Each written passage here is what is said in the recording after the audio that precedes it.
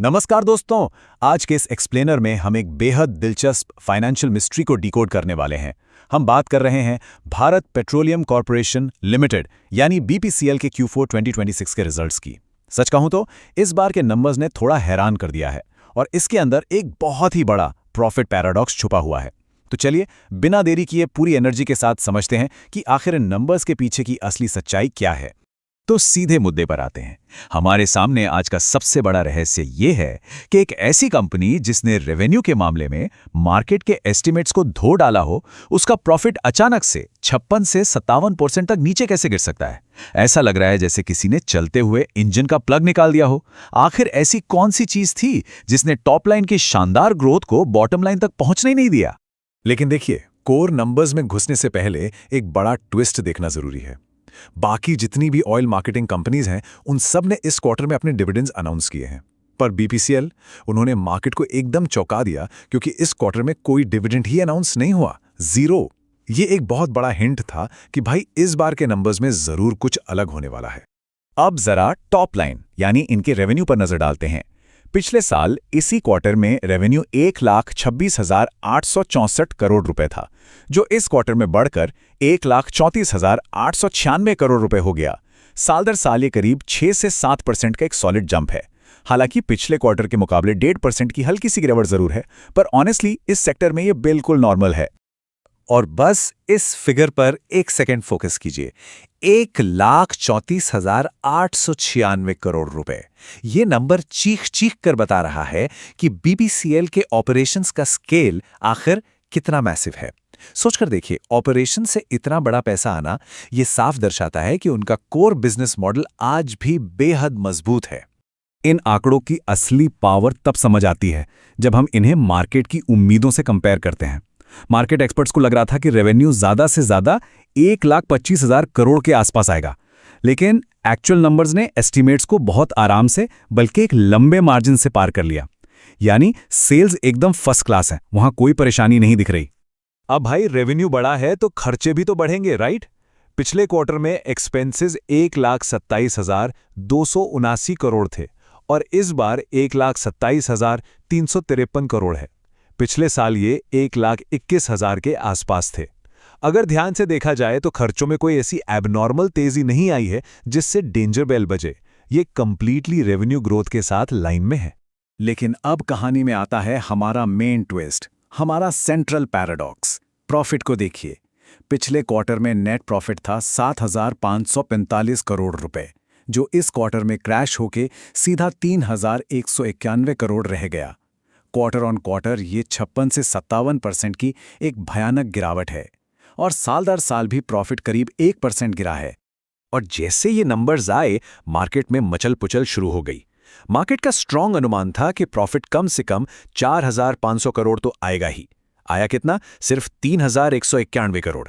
अगर सिर्फ ऊपर ऊपर से देखें तो आसानी से लग सकता है कि बीपीसीएल ने मार्केट को बुरी तरह डिसअपॉइंट किया है, पर क्या सच में ऐसा है?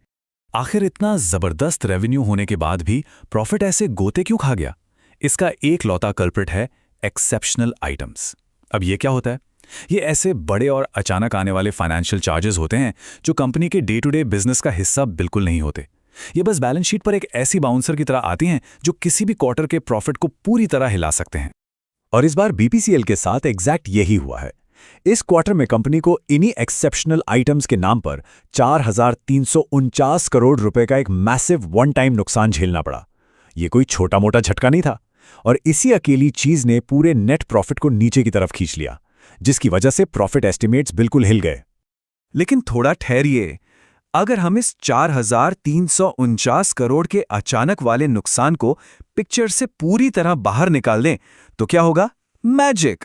जो प्रॉफिट बचेगा वो असल में मार्केट के 4,500 करोड़ वाले एस्टिमेट को काफी आराम से बीट कर देता।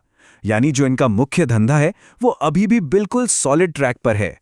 इस पूरी सिचुएशन की सबसे इंटरेस्टिंग बात पता है क्या है? एक तरफ आपका नेट प्रॉफिट साल दर साल गिर रहा है, पर दूसरी तरफ ऑपरेटिंग प्रॉफिट यानी जो पैसा उन्होंने अपनी एक्चुअल ऑयल मार्केटिंग और रिफाइनिंग से बनाया है वो एक्चुअली बढ़ रहा है। पिछले साल 636 करोड़ था, अब 867 करोड़ हो गया है। ये क्लियर कट प्रूफ है कि कोर ऑपरेशंस उम्मीद के मुताबिक स्ट्रांग होते जा रहे हैं। इस बाउंसर का असर आप अर्निंग्स पर शेयर या ईपीएस पर भी साफ देख सकते हैं। पिछले क्वार्टर में ईपीएस 17 रुपये 66 पैसे का था, पर इस एक वन टाइम एक्सेप्शनल हिट की वजह से ये सीधा आकर गिरा 7 रुपये 47 पैसे पर।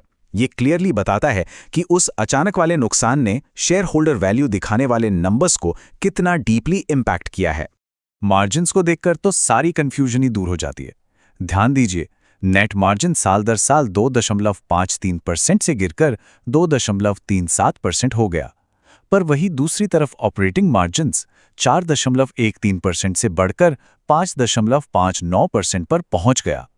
असल में कंपनी की कोर ऑपरेशनल एफिशिएंसी पहले से और भी बेहतर हुई है। तो इन सारी बातों का फाइनल निष्कर्ष क्या निकलता है? पहला, टॉप लाइन रेवेन्यू ने मार्केट एस्टिमेट्स को आसानी से हरा दिया। दूसरा, इस क्वार्टर कोई डिविडेंड अनाउंस नहीं हुआ। तीसरा, कंपनी को 4,349 करोड़ का एक बड़ा वन टाइम झटका लगा। और चौथा, इन सब के बावजूद कंपनी का कोर ऑपरेटिंग प्रॉफिट अभी भी बुनियादी रूप से बहुत मजबूत है। अब सवाल आता है कि इन नंबर्स पर मार्केट का रिएक्शन कैसा होगा। सच बात तो यह है कि रिजल्ट्स आने से ठीक पहले ही स्टॉक में ऑलरेडी 2 से 3% की तेजी आ चुकी थी। अब क्योंकि स्टॉक पहले ही रनअप ले चुका है और आने वाले फिगर्स इतने मिक्स्ड और कॉम्प्लेक्स निकले हैं, तो पूरी संभावना है कि मार्केट थोड़ा कॉशियस रहे। कोई अचानक बड़ी रैली शायद अभी ना दिखे। इस एक्सप्लेनर को एंड करने से पहले एक बड़ा सवाल अपने दिमाग में जरूर रखिएगा। क्या यह हो सकता है कि एक्सेप्शनल आइटम्स की वजह से खराब दिखने वाले हेडलाइन नंबर्स मार्केट को बीपीसीएल की असली ग्रोथ और पावर देखने से रोक रहे हैं? क्या हमें नंबर्स की सतह से थोड़ा डीपर देखना चाहिए? ये जरूर आने वाले दिनों का ट्रेंड तय करेगा। इस एक्सप्लेनर में मेरे साथ बने रहने के लिए बहुत बहुत शुक्रिया। उम्मीद है इस कॉम्प्लेक्स पिक्चर में अब क्लैरिटी आई होगी। मिलते हैं जल्दी ही एक और नए टॉपिक के साथ।